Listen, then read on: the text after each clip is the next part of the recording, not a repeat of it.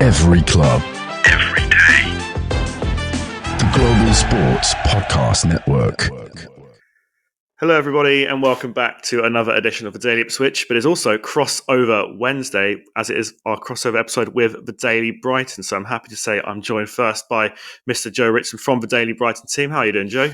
Yeah, I'm all good, thank you. Just happy to sort of be back in amongst the podcast. We've been slacking a little bit recently, so hopefully we can get back onto some more consistency.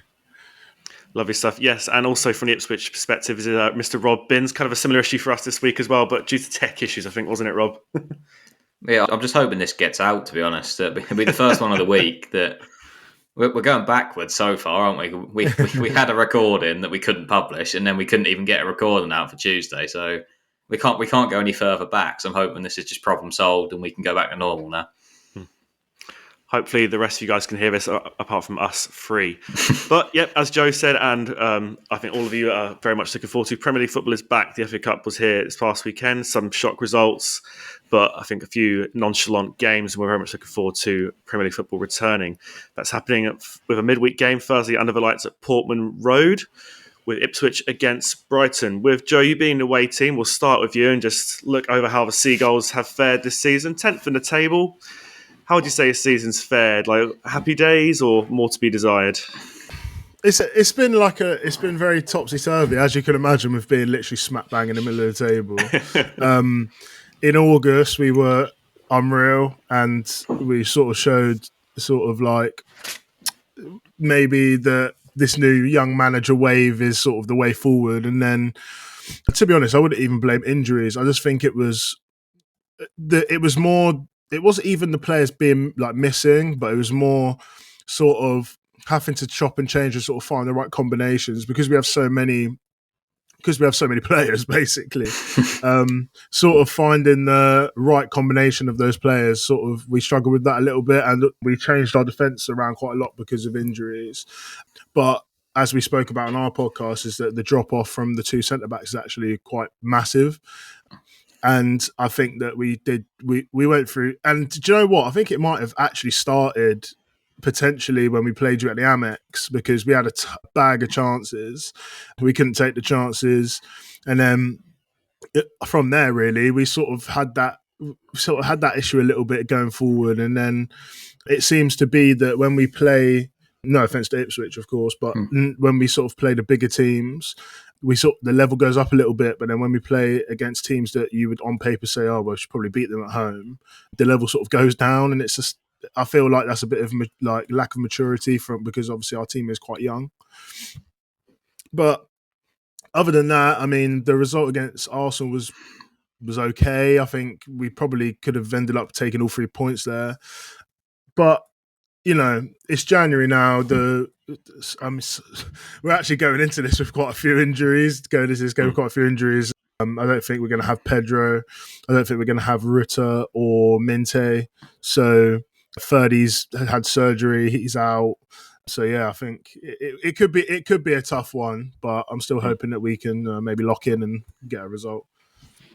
Lovely stuff. Is there anyone you're expecting to come through the door this window? I mean, you can extrapolate more on this, but I've seen in terms of your incomers, it's Diego Gomez from Miami. You've managed to prime away from Messi, so it must have been some sort of sales pitch to do so. But is that a name? I mean, apologies for my expertise on him as a player, but is that a player you expect to come into the side, or is it more of one of the many for the future that Brighton seem to produce?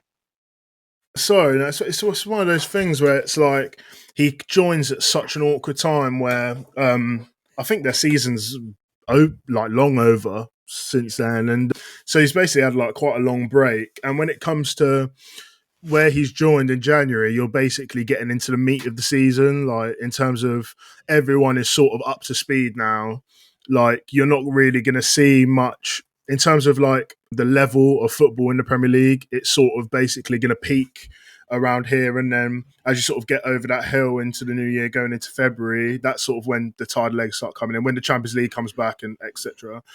Obviously, we're not in the Champions League, but still, obviously, all of the sort of the level sort of like then you plateau a little bit, and I think it's a bit of an awkward time just because you have to get back up to that speed. Also, you were playing in the MLS. No offense to any of the American fans who like the MLS, but it's not the same level as the Premier League. So yeah, I'm not sure whether he looks a very tidy player. It was a quite a random signing because we do. I mean, it's one of those. I still think we're short at centre back, which probably brings me on to I can't even remember how you say his name. It's like Basogiolis from PSV, young centre back who we were linked with quite a lot. But there's been a couple of names thrown around, but it's not really been like in the centre back position, which is where we need because Igor's injured. Dunk is like 4 steps away from a care home, so we can't really be having that anymore. And you heard a couple of names like St. I can't even know how you say his name.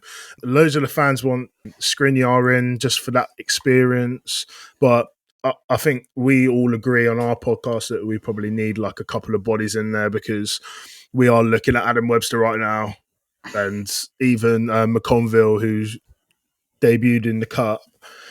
But like, I don't know, like it's just hard to sort of, you need to get someone in who's going to be ready. I understand Skriniar is going to be ready, but you're going to have him for probably at his best for me. Well, it's probably past his best now, but like maybe a year. And then that's it, really. But yeah, there's a couple of names for him around. Diego Gomez, I don't think he'll play, to be honest with you. But we signed Matt Swiffer, and he's literally just disappeared off the face of the earth. I don't know where he is. He can't get a game. I don't think the manager likes him very much. So Diego Gomez might actually be up in the pecking order by doing absolutely nothing so far. But yeah, I hope that we need to. It's just a defence that we need to sort of solidify and get some players in. And I don't really want to be seeing players getting recalled from loans because all of the players on loan are basically attacking players. I think that'd be stupid. But we'd only see. I feel like it needs to be, if it's going to be a young player, it needs to be a player who's going to be able to like play when he needs to currently at his level currently, but obviously have a really high ceiling. If not that, then it has to be that who's maybe not quite ready yet, but he has a really high ceiling, and then it will be another player who's proven, experienced at a high level, who is sort of like maybe looking to come to the Premier League at the end of their career or something like that, and maybe slot in. So yeah, that's I think where we're at the moment. Yeah, January's kind of an awkward time, isn't it? I think you're either terrible. trying to bring in, you're trying to do a complete overhaul. You see City trying to bring maybe some few potential young starters or trying to fill the squad. It's an awkward time. Rob, like obviously Joe touched on some players there who are out of injury, obviously a few who aren't, but there's a plethora of talent. It's a kind of a trope with Brighton these days, isn't it? But is anyone in particular this season, or if you go back a season or two, who's like kind of when you see their name on a team sheet, you're kind of like, oh, flip, they're starting kind of thing. And there's a lot of great talent down the Amex, isn't there? Yeah, they've got a lot of threats. Sorry. Yeah, there's a lot of threats there. Go on. João Pedro's the one for me that always stands out. So I had no idea he was potentially injured. So that's a massive result for us because he's someone I always liked him at Watford, and then you always just got the sense that when he moved to Brighton, that was going to be the next step for him, and it's just exactly what it's proven to be. And he's a really top player. Apart from when he nearly assaulted somebody a couple of weeks ago, that. Other than that, he's had all positives this season to talk about, really. So I'm quite glad he's missing. Though, isn't it? Yeah. There's Baleba as well, somebody who he's the latest in the Brighton regen of Wigan. Here's a midfielder you've never heard of. He's going to be worth £100 million by the end of the season. He's the latest one on that line after like Basuma and Caicedo. I'm really impressed with him. Sort of every time I watch him, really, that he just seems to be getting better as the season goes on as well. So he'll be the threat to sort of be controlling the game that we need to try and stick somebody on him. Don't let him dictate that play. And he has got a strike on him as well, which we sometimes can be prior to conceding a worldie. So we can make sure we close him down if he picks the ball up near the goal. But there's a lot of talent in the squad that, like I said, the fact they've got so many injuries and still just sort of, so I know they haven't won for a while, apart from the FA Cup at the weekend, but you also haven't lost many in that time. That they're hard to beat, Brighton. There's a lot of draws in those results that even when you find them sort of out of form, you still struggle. Whoever they play against struggles to beat them, which is the problem. So it's just the challenge for us, really. We've just had a very similar game with Fulham, who are like almost exact same as Brighton. That, like Joe said about these sort of games against teams lower down the table, the ones you can probably go and get points off them. and they turn up against the bigger teams, but also like they haven't won too many games, but they're up where they are on the table because they're hard to beat. I think it's only 4 losses each, so it's going to be a tough game regardless of who plays. Yeah, very much. So you touched it there with it's kind of the elephant in the room at the moment, Joe. I'm sorry to say, but the no Premier League wins since November, but many draws and good performances against decent sides, albeit a victory against Norwich on the weekend. So thank you very much for that. Very much appreciated in the blue part of East Anglia. But with that, I think, is there frustration building amongst the fan base? Because like you said, there's some good performances within those draws. I don't think it's everyone's looking at Brighton as like a team down on their luck, so to speak. But are you happy with how it's gone the past 2 or so months? Would you like, obviously, everyone would like a few more wins in there, but is are you expecting to be higher, or where you guys are? Is it good for how they've been this season? That sort of thing. It's actually been really frustrating in terms of I think for us, it was that really, really good period where we played pretty much every good team in the league. And then we had a run which basically started in November where it was like, okay, if you go here, we could probably go there. Even the away games are like, there's some tricky ones, but I think it was Fulham, West Ham, and another team, maybe Brentford or something like that. And you look at those, and it's like, okay, well, we're not going to the Etihad, we're not going to Anfield, blah blah blah. We're not doing all this stuff, but then all of those bad results are sort of come against teams where this was supposed to be the easy run after the sort of like a really hard run at the start of the season, and we've really struggled to convert, which has been probably the biggest issue. You asked about the fan base. Fan base is in tatters. I don't know what's going on. Half of them want his head. Half of them just think, well, you need to just give him time, which is obviously the side that I'm on because he's so young, the manager, and he obviously has proved that he can do well in this league. But you can't just sack him as soon as it doesn't go your way. We're not going to win every game, are we? Do you know what I mean? So, but there was definitely a chance to, I think, as we were coming into the run to Christmas, we were sort of looking at those European places and thinking, well, if we go through this, if we basically win all the way up to Christmas and then nick a couple in January, then we're going to be in and amongst it sort of like come that sort of end of the season. But now, if you look at the table at 10th, it was 6 points behind City, who are in 6th, I think. I'm pretty sure. And, okay, that doesn't sound that bad, but, are we going to go and catch them up? Do you know what I mean? And, obviously, there's talk about us getting 5 Champions League spaces, but I don't know how that affects the other positions. So, does that sort of trickle down? So it's 1 extra in each or whatever. But I mean, the chance is definitely there. But I think we missed a trick. Definitely not going on such a poor run of form. The game against Palace, shocking, and it's it's obviously a rivalry, isn't it? So you don't.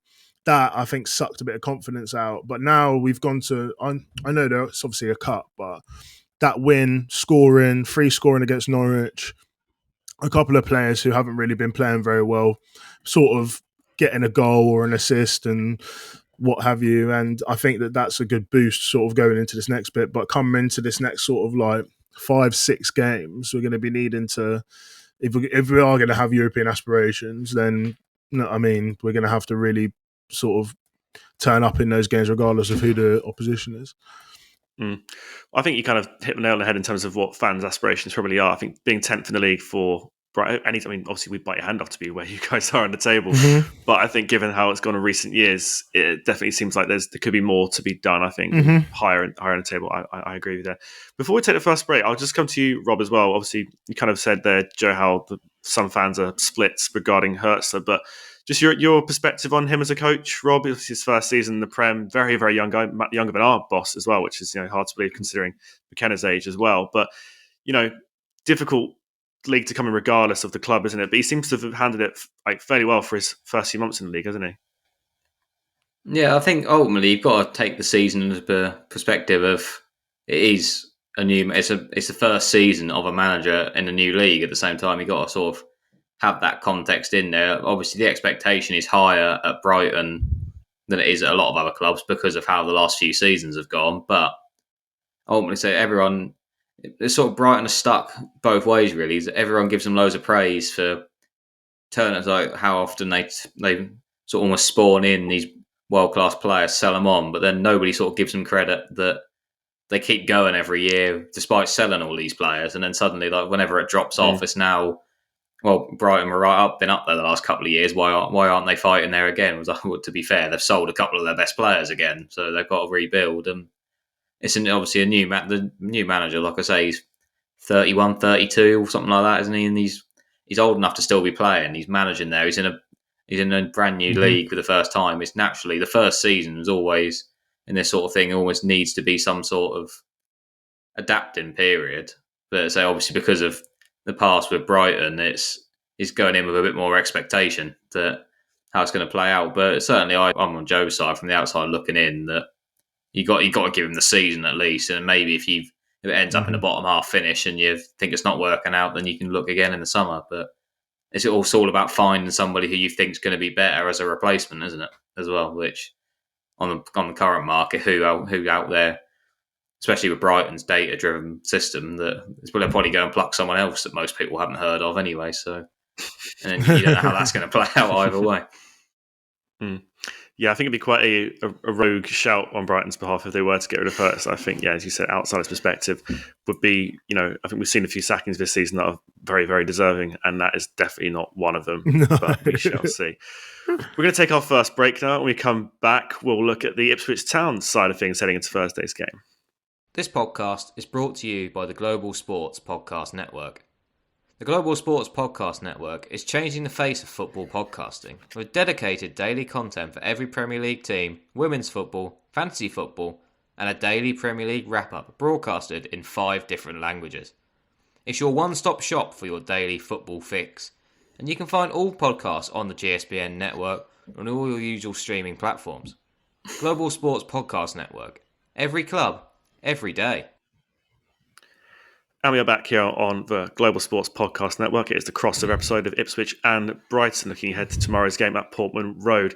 Rob, we're going to look at the Ipswich side of things. Joe, I'll come to you with some questions about Town as well in this part of the show. But Rob, depending how tomorrow's game goes, we've said this season how we've wanted to go on a wee bit of a run. You're not going to get a massive amount of consecutive positive results, but, win against Chelsea, draw against Fulham, and a win against Wolves a few weeks prior to that. But 3 positive results out of our last 5 league games, formation change. Things are starting to look a bit better, I think, compared to how a few other runs have gone, haven't they?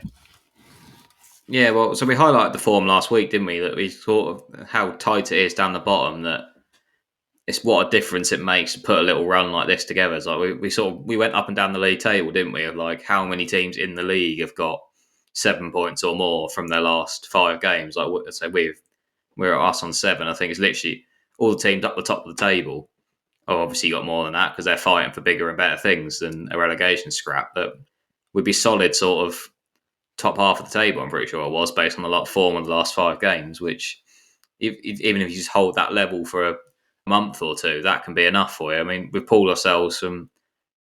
The thing is, ultimately it is week by week, the way, especially at all ends of the table, especially down the bottom, that I'm saying it's really, we've pulled ourselves back into it. Like a couple of weeks ago, we looked in trouble. But then the thing is, the week before that, we were looking fairly confident. And then after we beat Wolves, we were all on a high and thought, there we go. Wolves are down, 6-point gap. They won't turn that around. They sacked the manager. And then suddenly 2 weeks later, they're above us. And we're sitting there looking, we might be down.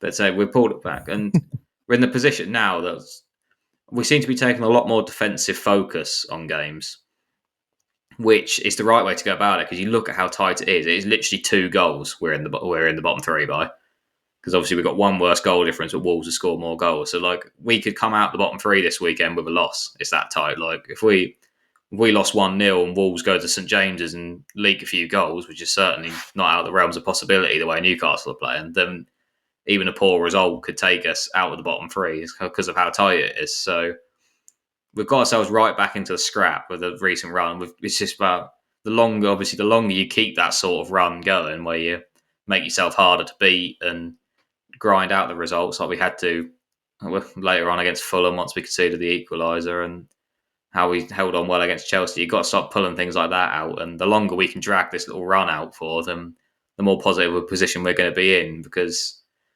we are in a tough run of fixtures. There's no hiding it. We've said it before. We're 2 games into a run of like 8 well, like of 8, I think it's 7 out of 8 games are really tough, and so far we've taken 4 points in those first 2, which is probably more than we thought we were going to get from the whole run of 8 games. So we got to keep going, and I say it's an opportunity. Brighton are hard to beat, but I say they're struggling for wins as well. So it's the sort of game on paper. I know it's not played on paper, but it is the sort of game we need to be looking at really and thinking that is a game we can get points in, especially so with the monkey off our backs of the first home win as well. That you want to be building the home form now. Yeah, brilliantly put. I think it's one of those games where we've come into it thinking we possibly get something at home this season that hasn't got necessarily away. But with, I think, the recent run of form, hopefully that can be different this year. Joe, I'm not going to expect to be an Ipswich Town aficionado, but what have you? Obviously, we came to your place near the start of the season. We very much kind of grinded out a 0-0 draw. I said in our reaction pod, I think after that episode, obviously very early days in the season, but if you look at where we are now, I did say you could come look at the end of the season and think, considering how well you guys have played in recent years, that is a very well-earned point, considering the quality of the opposition there. Obviously, you did lay it on us firmly that game. But in terms of players and thoughts of the manager and just the club in general, what have you taken from the Tracts boys in their first season back in the Premier League for 22 years?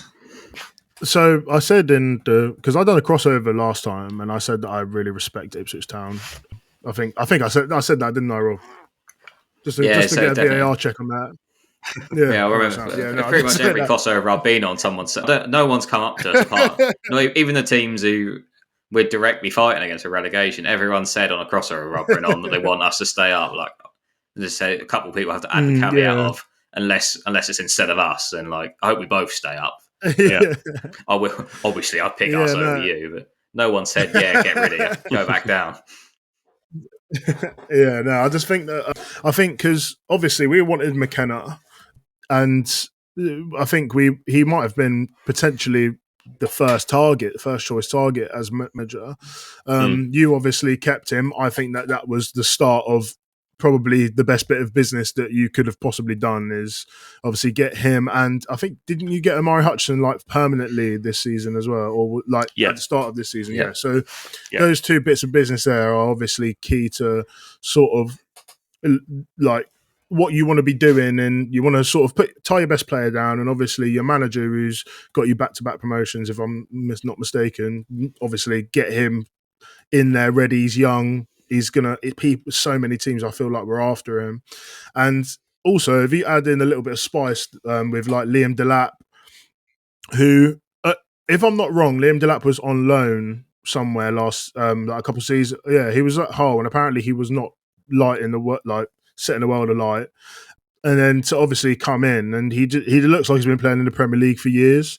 I'm curious to see whether you can keep him, because the striking market is pretty poor and a lot of teams are after them. So, I mean, I'd like to see what happens there, because he is a top player. And of course, Leif Davis as well. I think, to be fair, he's quite raw in some aspects of his game, but I don't think there's many better sort of deliverer of a cross in the league at that position than him. I think that sort of maybe attacking wise, the only better fullbacks in the league are probably Anthony Robertson and maybe Milos Kerkez, to be honest. But I mean, again, like you have building blocks that are there. But obviously, where you're really hard to beat, but where you struggle is with obviously converting that being hard to beat into like winning games. I imagine that you probably feel like you've been quite unlucky this season in terms of. You said you only lost 4 times, right? Or am I made that up?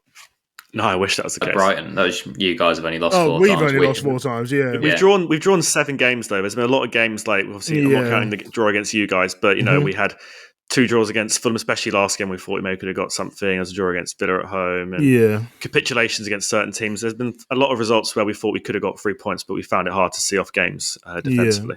Yeah, 100%, and that's what it is, isn't it? It's very fine margins, especially down that end. One question that I did want to throw over to you guys is the sort of blatantly obvious one: is do you think you guys can stay up? Rob?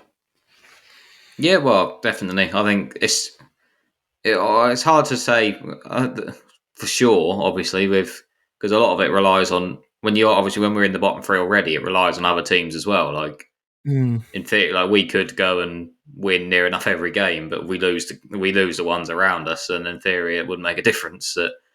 It does. Like, it's effectively out of our hands, even though it is so tight, like I said before. But we've sort of hit a run of form at the right time, and even the FA Cup broke it up a bit, which wasn't ideal. But then that gave an opportunity for some of the underperforming players, the likes of Phillips and Jack Clark, have come in and had a good game in the FA Cup. So even though it's only Bristol Rovers at home, but so like, they were the sort of players I said going in the preview going into it, I was like, I picked out those sort of players as people I want to play and hope they have a good game for the confidence, and they did. So hopefully that all these things come together, and because so often down the bottom, just one little run makes such a big difference. Like, you look at Wolves, like I said earlier, that initial run when Pereira came in, it was only something like a couple of wins in a row. It was at 7 points in 3 games or whatever he got, and it jumped them up from 6 points behind us in 19th to outside the bottom 3. Those little runs, if you can put them together, make such a massive difference. And obviously, normally that comes from a new manager bounce, but we're one of the only teams who are with the same manager, and we will have absolutely zero intention of sacking McKenna at any point. So we've got to put together we've got to put a new manager bounce-esque run together ourselves. And this is sort of the best chance we've had to do it, really. We shocked Chelsea. We played really well against Fulham. It's just 2 sloppy challenges cost us 2 points on the day. But still, if you'd offered us a point before we went, you'd have been happy with it. And then say this sort of game, again, if there's confidence, there'd be confidence of getting a result then. And I say, as much as you can look at it either way, like I said, Brighton's form's so weird because it's like there's so many stats that just shouldn't go together, but they do because of all the draws. Like, somehow I'd say winless since November, but also unbeaten in 5 in all competitions with the FA Cup win. Like, I don't know how these things go together, but it's another game where I think that maybe we should go in with ambitions to win the game. But I think ultimately, if you ask most people, would you take a point at home to Brighton and say that obviously we 2 points from the 2 games against Brighton over the course of the season? That is a result we'd take, and it's the sort of another thing we need to be starting to build up, really, because it's also, like I say, it's out of our hands. But you look at some of the other games this week. I mean, obviously the teams we're trying to chase, you've got Wolves going to St James's, and you've got Everton are playing Aston Villa, and so you've got Palace are starting to drag themselves out of it, and that's where Leicester are. Leicester are playing them this week. There's some sort of games where you struggle to see where the teams around us get points this weekend. So any point on the board makes a difference. Like I say, when there's 2 goals in it, you never know that. If we shore ourselves up defensively, which we seem to be making an effort to do the last few games or so, then I'd say it only takes 1 week where the results go our favour and it can flip and we'll be the team that other people are chasing. So it's just, we've got to maintain the run, basically. And on paper, this is a game where we can easily go and get a positive result out of it, but you've got to turn up on the day because Brighton have enough quality that, like I said earlier, it don't matter who's injured, there's enough quality there that if you fall asleep for half a second, that could be the difference and you lose a game to that. Yeah, definitely. Very much so. Yeah, we've seen, I think, look at Brighton around the table, what kind of logic does dictate. You don't know what side you're going to get at Portman Road, so it's going to be interesting to see. We're going to take our final break now. When we come back, guys, I want to get your predicted lineups as well as sort of difference makers in the game and how do you think both sides will perform. So I'll see you guys in a sec. Here at the Global Sports Podcast Network, we spent a lot of time selecting our delivery platform, and Zencastr came out the clear winner. With 4K video recording from your phone and AI editing that automatically removes all those ums and ahs, it's super easy to start a podcast that sounds great and is delivered efficiently. If you're ready to tell your story, check out the link in the show description to learn more about Zencastr. And we are back here on the final part of today's episode. Thank you so much for joining us, everyone. Looking ahead to Town's game against Brighton at Portman Road tomorrow night. Joe, I'll come to you first. Obviously, we're looking at this game head-to-head wide with both clubs. Obviously, you guys have been ahead of us leagues-wise in recent years, but last 3 games, it's been 3 draws, and the 2 games prior to that, it's been spoils shared of both sides getting a win. I know, obviously, we're not looking at those games back years before as a sounding board for what might happen, of course. Obviously, we saw the 0-0 earlier in the season, but you mentioned a lot there's many injuries concerning you guys ahead of the game at Portman Road. So do you expect a slightly left field 11? Maybe a few of the guys who got a run out in the FA Cup to be in the starting 11. Obviously, Ruta was a hero at Carrow Road, but he seems to be, correct me if I'm wrong, doesn't necessarily seem like he's going to be lacing his boots up at Portman Road on Thursday night. So just predicted lineups and difference makers for your team. I think, well, for one, Rutter being gone and João Pedro being gone is, I mean, obviously it's not ideal, but the GOAT is back. Danny Welbeck, he's got some minutes under his belt there. Big fan of him. Our podcast is just Danny Welbeck podcast, basically. But it actually would be quite harsh to sort of just thrust him in straight away, especially with, like, obviously it being in the midweek after he's just come back from like a bit of a lengthy injury. But we actually, Ferguson's not fit, Pedro's not fit, Rutter's not fit. I don't think any of them are going to be playing, to be honest, unless they wake up tomorrow or then the next day and maybe feel a little bit better or something. Yeah, Minte's out, but again, he was sort of like in and out anyway. So Matoma, Welbeck, Enciso in behind, and then on the right, to be fair, Rutter's been out there, Minte's been out there. A Solly March maybe, but again, you can't really risk it. He's played like 30, he's played probably like 60 odd minutes in like 14 months, so you can't really, I don't know if you could do that either. The midfield's like fine. I don't think there would be much change around there. I think it'd be O'Reilly and Belabor, or Belabor and Ayari maybe. So nothing changed there. Defensively, I wouldn't be surprised if that McConville plays, to be honest with you, because Eagle's injured. I think JP's fine, and I mean Lewis Dunk is just a bit of a liability at the moment. I think Estupinian, to be fair, Estupinian's out there. He'll be fine out there, and then right back wise, probably Tariq, or well, it'll be Veltman, but I mean Tariq Lamptey's an option out there as well, and then Verbruggen in goal. I don't think it'll be much, like nothing crazy, but Belabor's probably the one where he's going to probably have to take a little bit more onus on sort of controlling the game. Danny Welbeck is better suited to play in the 9 than João Pedro is, because João Pedro technically isn't really that player. He's not in that mold of like a 9. Like you want him to be in and around the play rather than sort of like be the focal point of it, because Welbeck as the focal point is so much better in terms of linking play together. Mitoma, he needs to pattern up because might be playing like well, but again, in terms of output, it's not really quite there at the moment. But again, he's always dangerous. But yeah, I think Belabor, Mitoma, I'm not even going to say Welbeck just because of the sort of fitness issues at the moment, but Belabor and Mitoma, I think, are probably the ones to look out for the most for us in terms of wanting to create something. O'Reilly's really, really good at making that run into the box and sort of being a bit sort of arriving in those unmarked positions, so maybe even that. But yeah, it's going to be a tough game. I'm not surprised, but we did pepper you at the Amex, but it was just like the only thing is though is that you went up the other end with the lap and you hit the post, I'm pretty sure, and it's just that sort of thing. We had it against Brentford where we were all over them, and then they literally went up the other end and Whistle just put it in the top corner. It was disallowed, but like that sort of seems to be like the path, the path of the games recently, and it's not. That's not going to cut it, really. We need to be putting chances away. We tried to walk the ball in the net against you in the first game. I want to see be a bit more lethal in terms of, it's all good having the ball at the edge of the box, but like passing it around the edge of the box, trying to literally walk it into the goal, doing 7 back heels before in attacking phase plays, insane. So I'd much prefer it just go in the net, ideally.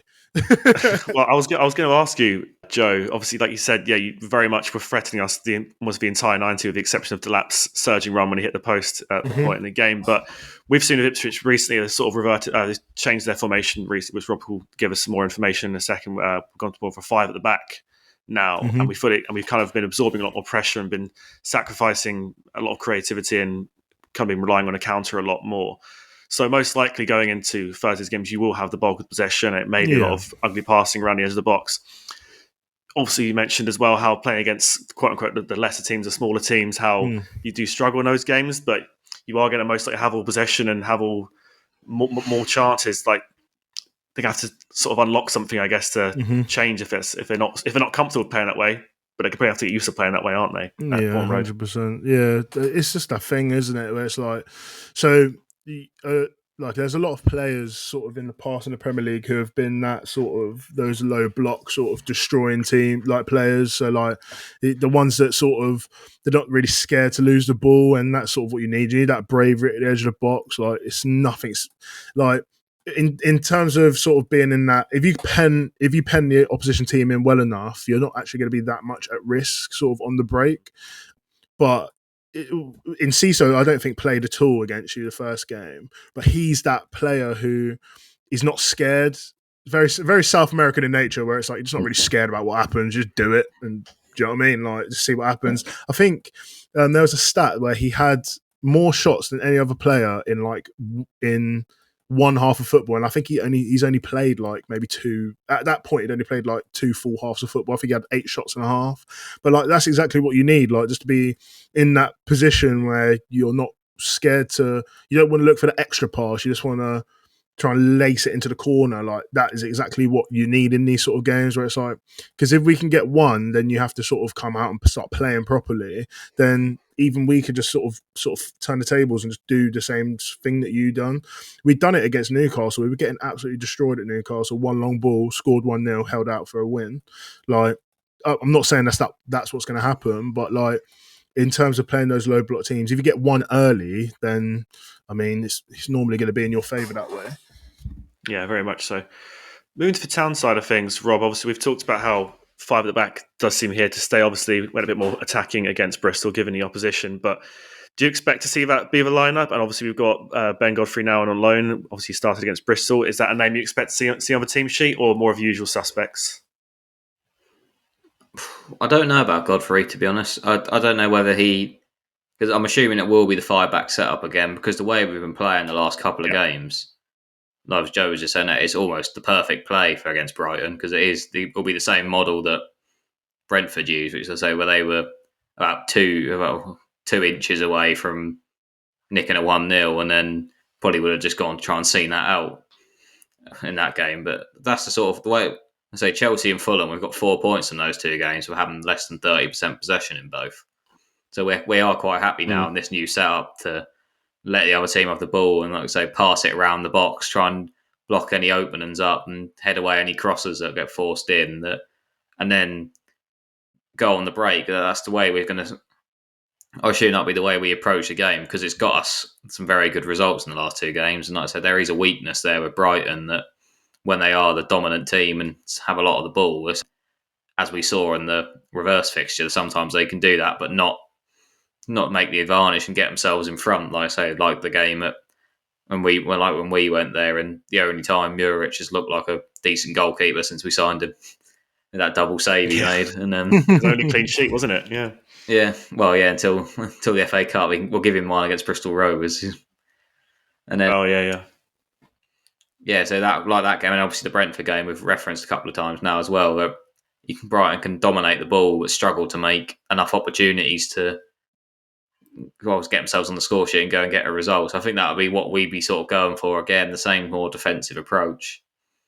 And then, like I say, letting Brighton have the ball and just sort of backing ourselves to block any opportunities that may open up, head away the crosses like we were doing against Fulham, and then look to hit them on the break. And then, again, like Fulham, if you get that one on the break, and you can just tighten up that extra level, because you've now got a lead to hold on to rather than a point. So I imagine that will be the approach. But going back to Godfrey, I don't know. I'm still trying to figure out where I think he fits in this system. I'd imagine I'm surely he's not going to be a wing back, because that just won't work at all, I don't think. No. But it's just where he comes in 3. I'd assume, just based on game time this season and like when everyone's been fit, I'd assume Wolfie would be the one to step out if Godfrey was going to play. But then would you put him in? Surely you'd, with him obviously being put a right back against Bristol Rovers, and we know he's played there before, you'd imagine he'd be on the right of the 3, so rather than in the middle where Wolfie's been. So do we then have to swap someone else in the middle? I wonder if there'd be any doubts at McKenna have any doubts at splitting up that 3 that played so well together in Greaves left, O'Shea right, Wolfie middle. So that'd be my wonder there. That I wonder if Godfrey can, because those 3 have played so well as a 3, particularly, like I say, when the ball's been in the air in the box, have got on the end of everything and limited opportunities at Chelsea and Fulham, that I wonder if there'll be doubts about splitting them 3 up. But certainly, I say, whoever is those 3, I think it will be 3 centre-halves and a couple of wing-backs probably Davies and Johnson again. You'd assume Morsey and Kayuste midfield, and I think Hutchinson and Chapman are both still. They said a couple of weeks, and I think it's only been I think 10 still days out, since. Yeah, so I'd imagine Smodics, even though he tends to be more of an away player than at home, but so I'd assume Smodics and Broadhead again behind Delap, and then the only other one. So I guess Johnson played really well against Fulham, but then Burns played really well against Chelsea, and we know Burns is a bit of a home player in the way Smodics is an away player. So I do wonder if he'll come in that right hand side role. But I'm interested. I'm confident on the formation. It's just I'm interested to see the personnel. Like I say, Burns or Johnson, I think it's a bit of a 50-50. I wonder if Godfrey will come in or not, because you think you're not going to loan him in if you don't want him to play. But I'd be a little bit concerned at splitting up that three that have played so well together. And the two behind. So Broadhead seems nailed on, but it's whether a Smodics with him, or do you even go Clark because he had a good game in the cup and you want to chuck him in while he's full on confidence. I think I'd personally stick with Smodics, but you never know. Are we talking about Ben Godfrey, by the way? Yes. Yeah. Jesus Christ. He's on loan from Atalanta rest of the season. Atalanta? Yeah. Oh, dear.